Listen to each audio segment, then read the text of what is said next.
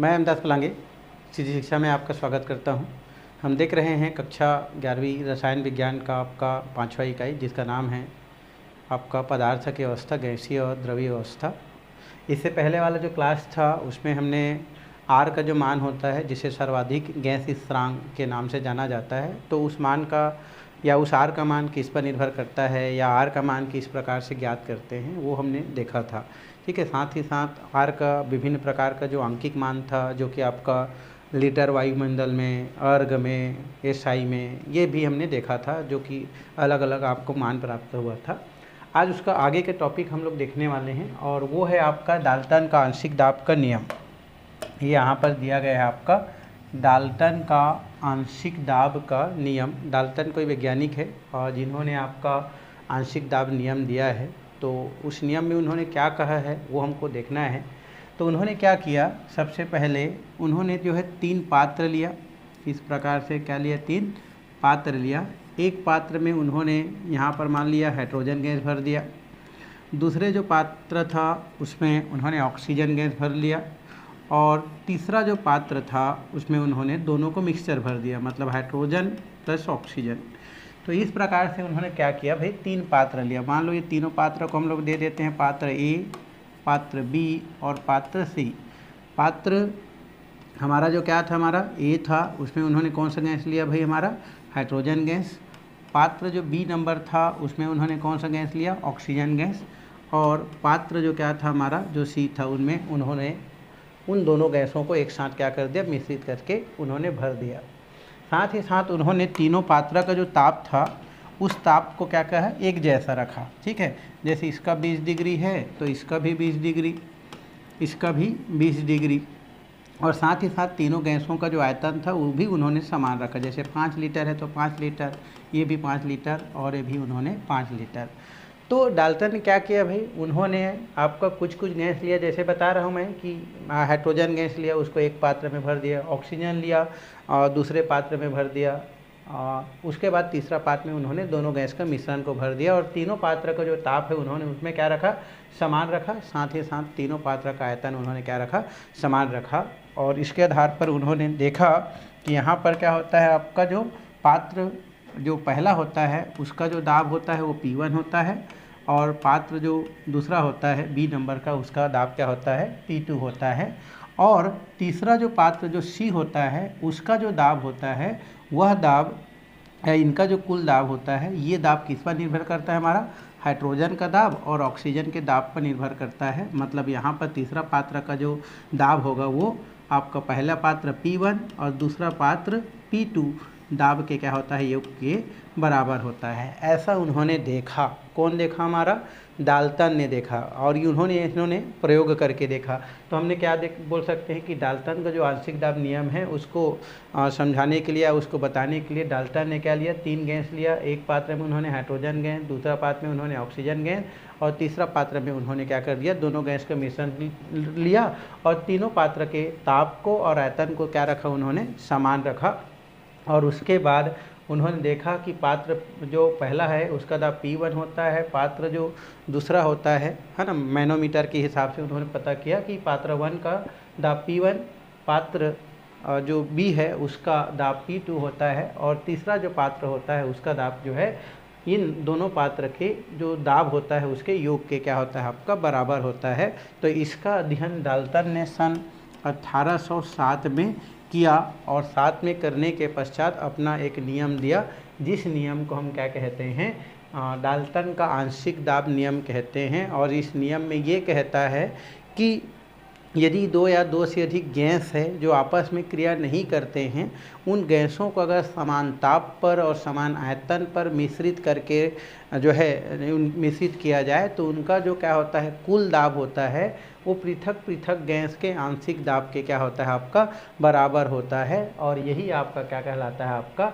Dalton का आंशिक दाब नियम कहलाता है। तो कहने का मतलब यही है कि हम क्या करते हैं, कोई गैस 2 अलग अलग गैस अलग अलग पात्र में लेते हैं तो उनका जो भी दाब होता है वो तो होता ही है। अगर वही गैस सेम तीसरा पात्र में ले लें तो उनका जो दाब होता है वो पहले और दूसरे पात्र में जो भी गैस का दाब होता है उस दाब के योगफल के बराबर होता है। ऐसा किनका कहना था, हमारा डाल्टन का कहना था। और इसके लिए उन्होंने क्या किया, प्रयोग भी किया, अध्ययन भी किया और नियम भी दिया। लेकिन इसमें एक ये है कि उनमें गैस आपस में क्रिया नहीं करना चाहिए, ये भी उन्होंने बोला। भाई मान लो गैस क्रिया कर लिया तो फिर दाब का कोई मतलब नहीं होता है। तो उनको वो ये जो प्रयोग है या ये जो हमारा जो उन्होंने प्रयोग किया वो तभी लागू होता है जब दो गैस जो आपस में क्या करते हैं, एक साथ पात्र में रखते हैं तो वो आपस में क्रिया नहीं करता है, तब की स्थिति में क्या होता है, ये लागू होता है। तो बस यही उन्होंने प्रयोग किया और अपना क्या दिया, नियम दिया। तो एक बार फिर से हम लोग करते हैं। डाल्टन ने क्या किया, हमारा ऑक्सीजन गैस, हाइड्रोजन गैस लिया, उसको पात्र 1 में रखा, ऑक्सीजन गैस लिया, उसको पात्र 2 में रखा, और फिर तीसरा पात्र में उन्होंने ऑक्सीजन और हाइड्रोजन गैस को मिश्रण को रख दिया। उन्होंने तीनों पात्र का जो है ताप को समान रखा, तीनों पात्र के आयतन को समान रखा, और फिर इसमें मैनोमीटर की सहायता से उन्होंने जब दाब की गणना किया तो पता चला कि पहले पात्र का जो दाब होता है वो P1 है, दूसरा पात्र का जो दाब है वो P2 है, और तीसरा जो पात्र जिनमें हाइड्रोजन और ऑक्सीजन दोनों एक साथ रखा गया है, उनका जब दाब का उन्होंने गणना किया तो पता चला कि यहाँ पर जो तीसरा पात्र होता है उनका जो दाब है वो पहले पात्र में जो गैस का दाब होता है, दूसरे पात्र में जो गैस का दाब होता है, उस दाब के योग के क्या होता है, बराबर होता है। और इसी के लिए उन्होंने अध्ययन किया, और अध्ययन करने के पश्चात 1807 में क्या किया, एक नियम का प्रतिपादन किया जिसे हम क्या कहते हैं, डाल्टन का आंशिक दाब का नियम कहते हैं। और डाल्टन का आंशिक दाब नियम ये कहता है कि जब दो या दो से अधिक गैस जो आपस में क्रिया नहीं करते हैं, अगर उसको समान ताप और समान आयतन में क्या कर दिया जाए, मिला दिया जाए, तो गैसों का कुल आयतन है ना, गैसों का कुल दाब उसके पृथक पृथक गैसों के आंशिक दाब के योग के क्या होता है, आपका बराबर होता है। यही आपका क्या कहलाता है, डाल्टन का नियम कहलाता है। तो लिख सकते हैं यहाँ पर डाल्टन के नियम के अनुसार, डाल्टन के नियम के अनुसार, डाल्टन के नियम के अनुसार, ठीक है। कैसे लिखना है भाई, तो जब दो या दो से अधिक गैसों को, जब दो या दो से अधिक गैसों को जो आपस में क्रिया नहीं करते हैं, समान ताप और समान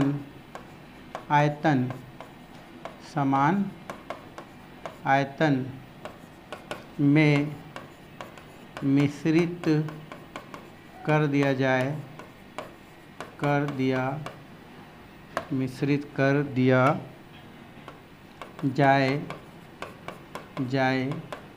तो मिश्रित गैसों का कुल दाब पृथक पृथक गैसों के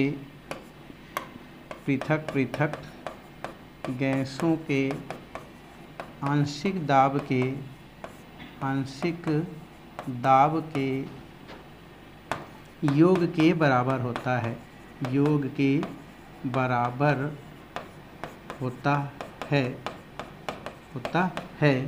इसे ही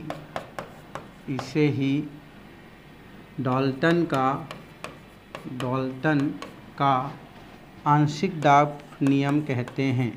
आंशिक दाब का नियम कहते हैं। तो यही आपको क्या करना है, लिखना है। आप चाहेंगे तो स्टार्टिंग का कुछ पॉइंट क्या कर सकते हैं, यहाँ पर रख सकते हैं। तो शुरू में आपको जो बताया उसको रख सकते हैं भाई कि जो भी हमारा क्या है, 3 पात्र हैं जिनमें एक पात्र में हाइड्रोजन गैस लिया गया, दूसरा पात्र में आपका ऑक्सीजन गैस लिया गया, तीसरे पात्र में हाइड्रोजन और ऑक्सीजन गैस का मिश्रण रख दिया गया, और तीनों पात्र का ताप को समान रखा गया, आयतन को समान रखा गया, और उसमें मैनोमीटर लगा करके जब उनका दाब का अध्ययन किया गया तो पता चला कि पात्र 1 का दाब P1, पात्र B का दाब P2, और तीसरा जो पात्र था उनका जो दाब था वो पहले पात्र और दूसरे पात्र में गैस का जो दाब होता है उसके कुल दाब के क्या था, बराबर था। और ये तब की स्थिति में लागू होता था जब गैस आपस में जो है क्रिया नहीं करते थे। तो इस सब का अध्ययन सन 1807 में आपका डाल्टन नाम का वैज्ञानिक ने क्या किया, अध्ययन किया, और उसी को उन्होंने क्या किया, एक नियम के रूप में प्रतिपादित किया, जिसे हम क्या कहते हैं, डाल्टन का आंशिक दाब का नियम कहते हैं। और डाल्टन का आंशिक दाब के नियम को इस तरीक़े से हम क्या कर सकते हैं, बता सकते हैं, और इस तरीक़े से हम चित्र क्या कर सकते हैं भाई, बना सकते हैं। तो ये तो हो गया आपका कि आपका कुछ डाल्टन के नियम किस प्रकार से होता है यह। अब हम आगे क्या करते हैं, इसके अनुप्रयोग देखते हैं थोड़ा सा। डाल्टन के आंशिक दाब का जो नियम होता है उसका क्या क्या अनुप्रयोग है ये हमको देखना है। तो डाल्टन का जो आंशिक दाब का नियम का जो अनुप्रयोग है वो दिया गया है। अगर मान लो कुछ गैस दिया है, हाइड्रोजन दिया है, मीथेन दिया है, और आपका जो बोल सकते हैं ऑक्सीजन दिया है, जो जनरली जल के साथ जो है क्रिया नहीं करते हैं, यदि उनको जल के साथ क्या कर दिया जाए, रख दिया जाए, तो जल के ऊपर क्या होता है, वो एकत्रित रहता है। लेकिन जल के ऊपर जो भी जल जार होता है या जार जो रहता है उसमें जल वाष्प भी पाया जाता है, इसलिए गैस जो है जल वाष्प के साथ क्या हो जाता है, आपका मिल जाता है। तो यहाँ पर दिया गया है आपका, एक दिया है हाइड्रोजन, क्या दिया है हमारा भाई यहाँ से, ये दिया है आपका हाइड्रोजन, मीथेन और ऑक्सीजन जो जल के साथ क्रिया नहीं करते हैं,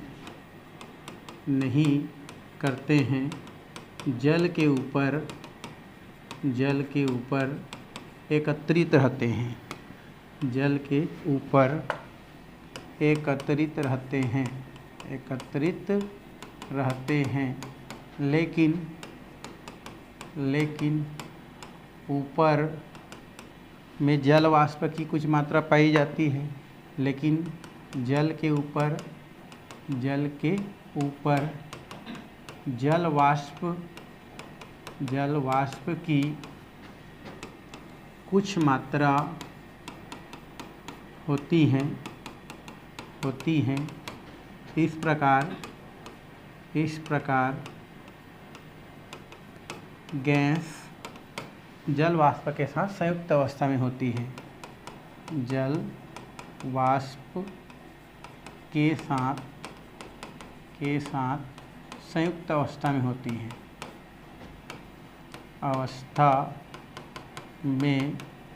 होती है, जिनका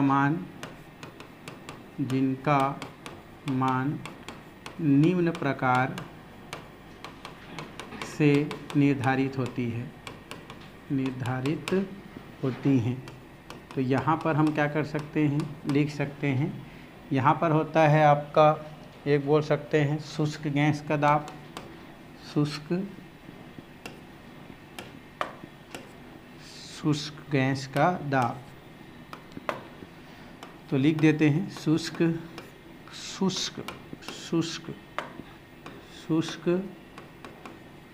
गैस का दाब बराबर जल वाष्प का दाब, जल या आर्द्र गैस का दाब, आर्द्र गैस का दाब माइनस जल का दाब। तो इस तरीक़ा से हम क्या कर सकते हैं, कोई भी क्या होता है हमारा जो गैस जो पानी के साथ मिश्रण नहीं होता है उनका अगर हम दाब निकालते हैं तो उस स्थिति में शुष्क गैस का जो दाब होता है या आर्द्र गैस का दाब होता है, क्योंकि भाई जाहिर सी बात है एक पात्र है और इस पात्र में क्या है हमारा, अगर ये जल रखा गया है और इसमें अगर ऑक्सीजन, हाइड्रोजन और अगर हम कौन सा गैस को, मीथेन गैस को यहाँ पर करते हैं तो मीथेन गैस जो है पानी में नहीं घुलता है, इस वजह से वो पात्र के कहाँ होता है आपका, इस प्रकार से ऊपर में पाया जाता है। लेकिन ऊपर में कुछ मात्रा में क्या होता है आपका जल वाष्प भी रहता है, जिसके साथ एक गैस क्या होता है मिश्रित अवस्था में पाया जाता है, जिसे हम क्या बोलते हैं आर्द्र गैस कहते हैं। तो इस आर्द्र गैस का जो दाब होता है वो शुष्क गैस के दाब के बराबर होता है। तो इसमें कोई अंतर नहीं होता है। अब वहाँ पर जल का जो भी क्या होता है, जो दाब होता है, उन दोनों में अंतर करके जो है हम क्या कर सकते हैं, जो भी गैस का दाब है वो ज्ञात कर सकते हैं। और दूसरा होता है आपका वाष्प, जो भाप आसवन होता है, वो भी आपका डाल्टन के नियम पर आधारित होता है। तो यहाँ पर लिख सकते हैं भाप का आसवन या भाप आसवन विधि, भाप आसवन विधि, भाप आसवन विधि भी डाल्टन के नियम पर आधारित होता है, नियम पर आधारित होता है। तो ये दो आपके बुक में क्या दिया गया है, अनुप्रयोग दिया गया है। आपको ज़्यादा फोकस करना है डाल्टन का जो आंशिक दाब का नियम है, उनको आपको ज़्यादा देखना है। तो मैं आपको शुरू में बताया, उसी को आपको क्या करना है, पूरा लिखना है। और चित्र जैसे वहाँ पर बनाने की आवश्यकता होता है तो आपको चित्र भी बनाना है। और ये उसके कुछ क्या होते हैं, हमारे अनुप्रयोग होते हैं। जैसे आपका भाप आसवन विधि डाल्टन के नियम पर ही क्या होते हैं, आधारित होते हैं। तो डाल्टन के नियम में फ़िलहाल इतना ही होता है और इसमें ज़्यादा कुछ करने की ज़रूरत नहीं है भाई। चलिए अब हम आगे की ओर चलते हैं। और आगे आपका दिया है गैस के या गैस का आंशिक दाब का जो मान है वो कैसे ज्ञात करते हैं या किस प्रकार से ज्ञात करते हैं। तो उसके लिए कुछ व्यंजक यहाँ पर दिया जा रहा है, उसको देखना है आपका। तो यहाँ पर दिया है आपका किसी गैस का आंशिक दाब किस पर निर्भर करता है। तो यहाँ पर लिख देता हूँ, किसी गैस का आंशिक दाब बराबर होता है आपका मोल प्रभाज,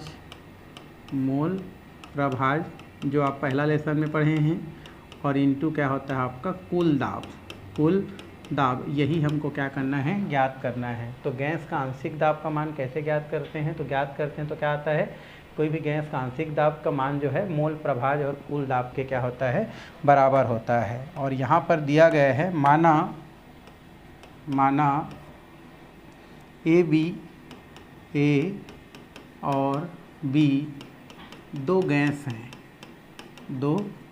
हैं, है ना, जिसका आयतन भी है, जिसका आयतन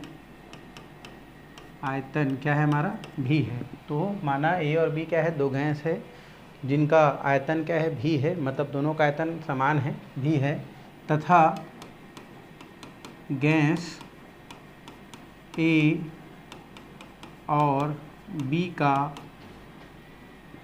दाब, आंशिक दाब, ए और बी का आंशिक दाब क्रमशः P1 और P2 है, तथा तथा गैसों के अणुओं की संख्या तथा गैसों के अणुओं की संख्या N1 और N2 है। तो यहाँ पर आपको बोल रहा है गैस का आंशिक दाब का मान ज्ञात करना। तो कोई भी गैस का आंशिक दाब का मान मोल प्रभाज और कुल दाब के गुणनफल के बराबर होता है। यहाँ पर हम लोग मान लिए हैं कि माना ए और बी दो गैस है, जिनका दोनों गैस का जो आयतन है वो क्या है आपका, भी है और जो समान है। इस गैसों का देखा जाए तो दाब क्या है हमारा, क्रमशः P1 और क्या है, P2 है। और उन गैसों में जो भी अणुओं की संख्या N1 और क्या है हमारा, N2 है। तो उस स्थिति में हम आपका जो गैस नियम है वहाँ से आप क्या कर सकते हैं, लिख सकते हैं। जैसे गैस नियम क्या होता है भाई हमारा, PV बराबर क्या होता है हमारा, nRT। PV बराबर क्या होता है हमारा, तो गैस नियम से लिख सकते हैं। तो गैस नियम से तो यहाँ पर गैस नियम क्या होता है भाई हमारा, PV, क्योंकि हमारा यहाँ पर क्या होता है हमारा, P दिया गया है हमारा, तो ये P1 कर देता हूँ। V बराबर कितना हो जाता है, N1, और क्या होता है हमारा RT। ये किसके लिए हो गया हमारा, गैस A के लिए हो गया हमारा, गैस किसके लिए हो गया, A के लिए। अब हम क्या करते हैं, दूसरा P2 भी क्या होता है हमारे दोनों में समान है, तो इसलिए अलग से करने की ज़रूरत नहीं है। डिवाइडेड बाई क्या होता है, बराबर क्या हो जाता है N2, और ये हो जाता है RT। किसके लिए हो जाएगा हमारा, गैस B के लिए, गैस B के लिए।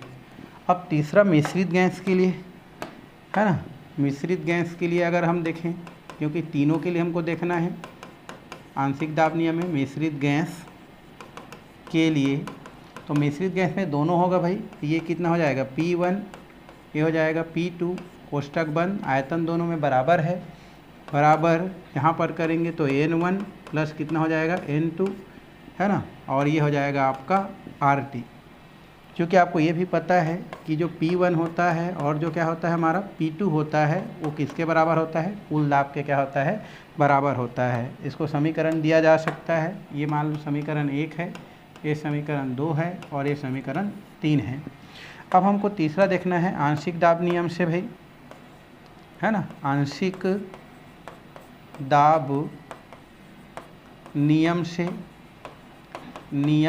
से तो यहाँ पर लिख सकते हैं P है ना, V बराबर N1 प्लस N2, और ये हो जाता है हमारा RT। आंशिक दाब नियम से या गैसों के नियम से हम लोग बोल सकते हैं PV बराबर NRT। ये समीकरण कितना हो जाता है आपका 4 हो जाता है। अब यहाँ पर क्या होता है, समीकरण 4 और समीकरण जो 1 होता है, तो समीकरण 1 को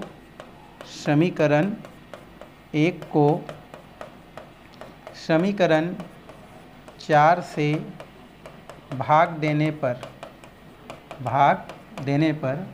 क्या हो जाता है हमारा मान, ये हमारा समीकरण 1 कौन सा है, हमारा समीकरण 1 है ये, और समीकरण 4 है। तो समीकरण 1 को समीकरण 4 से क्या करने पर भाई, भाग देने पर, तो ये कितना हो जाता है, समीकरण 1 कितना है हमारा P1 V बराबर, ये कितना दिया हमारा N1, ये दिया है N1, और ये हो गया आपका RT। अब भाग देंगे तो ये कितना हो जाएगा आपका PV हो जाएगा, और ये कितना हो जाएगा आपका, ये हो जाएगा N1 प्लस N2, और ये कितना हो जाएगा आपका RT। अब इस स्थिति में कुछ क्या होता है, कटने लायक चीज़ रहता है, वो क्या हो जाता है आपका कट जाता है, तो ये V और V कैंसिल हो गया, RT और RT क्या हो गया हमारा कैंसिल हो गया। तो हमारा एक मान कैसा प्राप्त हो जाता है भाई, ये मान प्राप्त हो जाता है P1। अब मान कितना हो जाता है आपका, ये हो गया आपका P1, और मान क्या होता है हमारा, होता है P इक्वल टू क्या बचा है हमारा N1, नीचे बचा है N1 और N2, ये बचा हुआ है हमारा, या ये हमारा क्या हो जाता है बच जाता है। तो ये हो गया N1 divided by N1 plus कितना हो गया N2। अब इस स्थिति में क्या करते हैं, P1 को इधर ही रखते हैं, N2 को P को उधर पक्षांतरित कर देते हैं, तो ये कितना हो जाता है P1 बराबर, ये हो जाता है N1, ये हो जाता है N1 और N2 इंटू क्या हो जाता है आपका P, क्या हो जाता है प्राप्त हो जाता है। सेम अगर हम P2 के लिए निकालें तो ऐसा ही प्राप्त होता है, तो इसलिए लिखते वक्त P2 बराबर, ये हो जाता है N1, ये हो जाता है N1 N2 इंटू कितना हो जाता है आपका P। तो इस तरीक़ा से आपका क्या होता है, आपका गैस के आंशिक दाब का नियम जो है वहाँ यह इस प्रकार से क्या किया जा सकता है, ज्ञात किया जा सकता है, या इस प्रकार से क्या किया जाता है, ज्ञात किया जाता है। तो ये हो गया भाई गैसों का आंशिक दाब का मान ज्ञात करना। तो यहाँ पर गैसों का आंशिक दाब का मान ज्ञात करने के लिए अगर बोलता है तो गैस का आंशिक दाब बराबर होता है मोल प्रभाज गुणित कुल दाब होता है, और उसके आधार पर ये मान क्या कर लिया जाता है, प्राप्त कर लिया जाता है। इसी के बेस पर, इसी को तो हम लोग प्राप्त किए हैं, तो ये इस तरह से प्राप्त किया जाता है, यही होता है आपका इसका मान। तो ये हो गया आपका डाल्टन के आंशिक दाब के मान किस प्रकार से ज्ञात किया जाता है भाई। ओके, ये हो गया इतना। अब आगे नेक्स्ट की ओर चलते हैं। आगे दिया है हमारा गैसों का मिश्रण। क्या दिया है हमारा, गैसों का मिश्रण। गैसों का मिश्रण क्या होता है भाई, तो गैस में एक गुण होता है कि गैस क्या करता है, जब उसको क्या कर दिया जाता है, छोड़ दिया जाता है, तो एक गैस क्या करते हैं, एक दूसरे के साथ क्या हो जाते हैं, स्वतः ही क्या हो जाते हैं आपके, एक दूसरे के साथ क्या हो जाते हैं, मिल जाते हैं, है ना। तो ये गैसों का मिश्रण कहलाता है। रियल में बोल सकते हैं कि दो या दो से अधिक जो गैस होता है, उन गैसों का स्वतः ही, है ना, एक दूसरे के साथ मिलना या मिश्रित होना, ही आपका क्या कहलाता है, गैसों का क्या कहलाता है, विसरण कहलाता है। और गैसों का जो विसरण होता है वो गैसों की प्रकृति पर निर्भर नहीं करता है भाई, है ना। कोई भी गैस किसी के साथ क्या हो जाता है, आपका मिल जाता है। और साथ ही साथ आपका गैसों के जो विसरण होता है उसमें आपका गुरुत्व जो नियम है, गुरुत्वाकर्षण का जो नियम है वो भी यहाँ पर कोई काम नहीं करता है ना। जैसे जनरली क्या होता है, गुरुत्वाकर्षण बल में क्या होता है, जो भारी वाला पदार्थ होता है वो पृथ्वी के क्या होता है, नज़दीक होता है, और जो हल्का वाला जो होता है वो क्या होता है, आपका पृथ्वी से दूर होता है। लेकिन यहाँ पर ऐसा कोई रूल्स लागू नहीं होता है, कोई भी गैस कहीं भी हो सकता है। जनरली आपका जो क्या होता है, जो गैस क्या होता है आपका भारी होता है वो ऊपर होता है, और जो गैस क्या होता है हल्की होता है वो क्या होता है आपका नीचे पाया जाता है। तो इस तरीक़े से हम क्या कर सकते हैं, इसमें कुछ कुछ बातें लिख सकते हैं। तो चलिए लिखते हैं हमारा कि इस प्रकार से होता है, कैसा होता है। तो दो या दो से अधिक गैसों का, दो या दो से अधिक गैसों का आपस में स्वतः ही मिश्रित होना गैसों का विसरण कहलाता है, गैसों का विसरण कहलाता है। तो यहाँ पर इस प्रकार से लिख सकते हैं कि दो या दो से अधिक गैसों का आपस में स्वतः ही विसरित होना क्या कहलाता है, आपका गैसों का मिश्रण कहलाता है। और गैसों का विसरण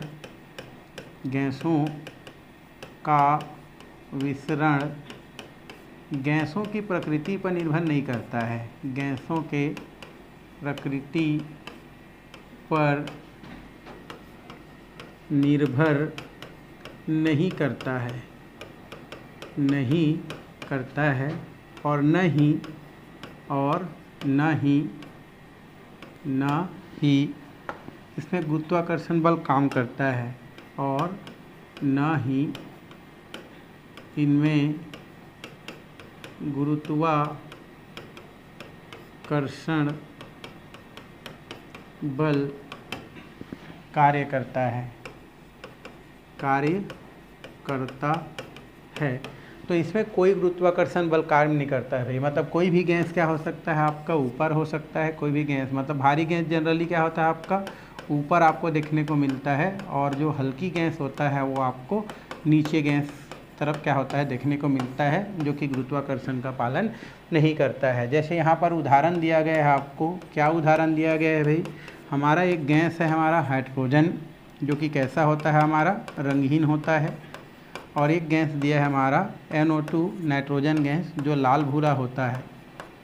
कैसा होता है हमारा, ये लाल भूरा होता है। अब ये हमारा हाइड्रोजन अलग सिलेंडर में है, और ये हमारा क्या होता है अलग सिलेंडर में है। जब इन दोनों को हम क्या करते हैं, एक दूसरे के साथ मिला देते हैं, मान लो पारदर्शी सिलेंडर है, ठीक है, तो उस स्थिति में क्या करते हैं, ये हमारा एक सिलेंडर है, ये हमारा किसका सिलेंडर हो गया आपका, यहाँ हाइड्रोजन गैस भरा है, और एक और सिलेंडर हम इस प्रकार से क्या कर देते हैं, बना देते हैं ऐसा करके। यहाँ पर क्या बना है आपका N2O भरा है।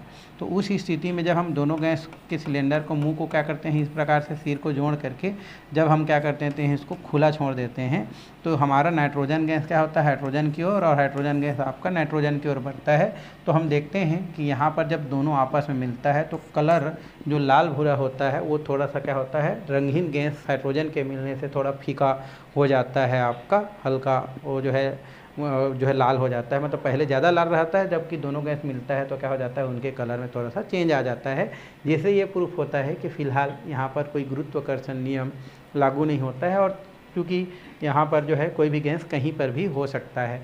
उसके अलावा जब ये आपस में क्या करते हैं, जैसे ही यहाँ पर क्या करते हैं आप उनके बीच का जो ढक्कन है उसको खोलते हैं, तो गैस क्या करता है, स्वतः ही एक दूसरे के पास जाता है, और स्वतः जा कर के क्या हो जाता है, आपका मिल जाता है। तो उनके यही मिलने की प्रक्रिया आपका क्या कहलाता है, आपका गैसों का मिश्रण कहलाता है। तो बस इतना ही है और कुछ नहीं। मान लो क्वेश्चन कर देता है गैसों का मिश्रण से आप क्या समझते हैं, तो बोल सकते हैं कि दो या दो से अधिक गैस जब आपस में स्वतः ही क्या हो जाते हैं, मिश्रित हो जाते हैं, तो वो आपका क्या कहलाता है, गैसों का विसरण कहलाता है। और गैसों का जो विसरण होता है वो गैसों की प्रकृति पर निर्भर नहीं करता है और इसमें किसी प्रकार के गुरुत्व बल की को है यहाँ पर गुरुत्व बल कार्य नहीं करता है। मतलब हल्की गैस जो है ऊपर जो है नहीं, बल्कि हल्की गैस नीचे रहता है और भारी गैस ऊपर रहता है, जिसके उदाहरण को इस प्रकार से समझाया जा सकता है। तो ये हो गया आपका गैसों का विसरण। थोड़ा सा हम गैसों के मिश्रण से रिलेटेड हम बात करते हैं ग्राहम का विसरण नियम। इसका ग्राहम का विसरण नियम। ग्राहम नाम का एक साइंटिस्ट था जिन्होंने देखा कि यदि दो या दो से अधिक गैसों को अगर क्या कर दिया जाए, छोड़ दिया जाए, तो स्वतः ही आपस में क्या हो जाता है, मिश्रित हो जाता है। इस क्रिया को गैसों का मिश्रण कहते हैं। ठीक है। और ये जो गैसों का मिश्रण है ये जो है इसके बारे में जब जो है थॉमस ग्राहम ने क्या किया, अध्ययन किया। उन्होंने देखा कि अगर दाब क्या है, समान है, ताप क्या है, समान है, तो समान दाब और समान ताप की परिस्थितियों में जो भी गैस का जो क्या होता है आपका जो मिश्रण होता है, वो मिश्रण उसके आपके घनत्व होता है, उस घनत्व के क्या होता है, वर्गमूल के व्युत्क्रमानुपाती होता है। मतलब सबसे पहले देखा जाए तो ग्राहम नाम का जो साइंटिस्ट था वो गैसों के मिश्रण पर सन 1831 में बोल सकते हैं उन्होंने क्या किया, अध्ययन किया। और अध्ययन करने के पश्चात अपना एक क्या दिया, नियम दिया। तो सबसे पहले तो वही बात बोल सकते हैं कि जब दो या दो से अधिक गैस है ना आपस में क्या हो जाते हैं, स्वतः ही मिश्रित हो जाते हैं, तो इसे हम क्या कहते हैं, गैसों का मिश्रण कहते हैं। और ग्राहम नाम का वैज्ञानिक ने समान ताप और समान दाब की स्थिति में गैसों के मिश्रण का अध्ययन जो है जब उन्होंने 1831 में किया और करने के पश्चात अपना एक नियम दिया जिसे हम क्या कहते हैं, ग्राहम का आपका जो है विसरण नियम के नाम से जानते हैं, जिसमें ये कहा जाता है कि समान ताप और समान दाब की परिस्थितियों में गैसों का जो विसरण होता है वह उसके घनत्व के वर्गमूल के व्युत्क्रमानुपाती होता है, जिसे हम थॉमस ग्राहम के नियम के नाम से क्या करते हैं, जानते हैं। तो यहाँ पर थॉमस ग्राहम के नियम को डायरेक्ट क्या करते हैं हम लोग जो है लिखते हैं। तो यहाँ पर लिख देता हूँ मैं थॉमस का विसरण नियम। और थॉमस का विसरण नियम क्या कहता है भाई, तो ये कहता है कि समान ताप और ऐसे भी लिख सकते हैं, ताप और दाब, ताप और दाब के समान परिस्थितियों में ताप और दाब के समान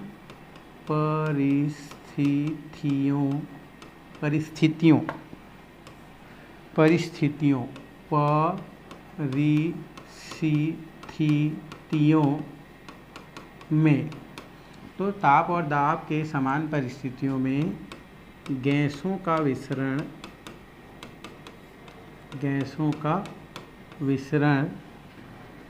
गैसों के घनत्व के गैसों के घनत्व